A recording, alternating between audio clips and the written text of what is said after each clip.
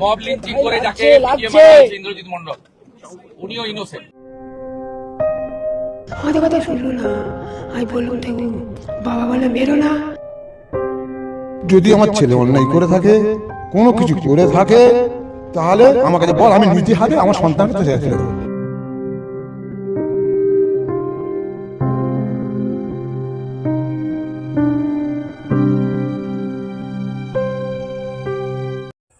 বিশ্বাস করুন, এই অসহায় বয়স্ক মা বাবাটা চোখে দেখে না তাকিয়ে থাকা যাচ্ছে না।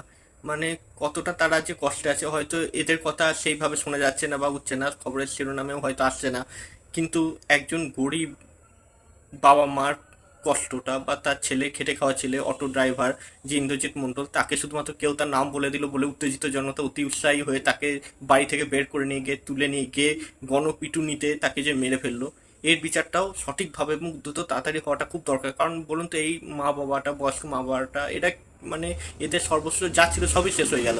সামান্য একটা ছেলে, যে খেটে খাওয়া ছেলে, সেই ছেলেটা শুধুমাত্র নির্দোষ জানার পরেও সে, তার বাবা বলছে যে আমি বারবার বলছি তাদেরকে, দেখো আমার ছেলে যদি অপরাধী হয় আমি কিন্তু আমার ছেলেকে তোমাদের হাতে তুলে দেবো, কিন্তু তাও শুনছে না। তার কারণ হচ্ছে মানুষের না এখন পুলিশ প্রশাসনের উপর না বিশ্বাসটা পুরোপুরি উঠে গেছে। মানুষ এখন রাখতে পারছে না, ধৈর্য ধরতে পারছে না, ভাবছে যে আমরা কিন্তু বিচার করে দেবো।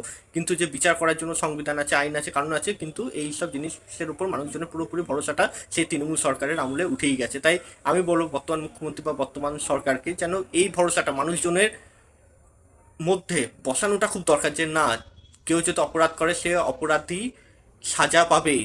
কাউকে দরকার নাই যে উৎসাহিত হয়ে বা রাগের বসে সে আইন হাতে তুলে নেবে। কারণ বলুন তো, এই আইন হাতে তুলে নেওয়ার জন্য এই যে বয়স্ক মা বাবা তাদের ছেলেকে হারালো, শুধু হারালোই না, সারা জীবন যে তাদেরকে এরপরেও শুনতে হবে যে তাদের ছেলে নাকি অপকর্ম দুষ্কর্ম করেছে, কেউ না কেউ তো এই দাগটা লাগাবে, যতই পুলিশ প্রশাসন বা মুখ্যমন্ত্রী বলুক না কেন যে তার ছেলে নির্দোষ ছিল।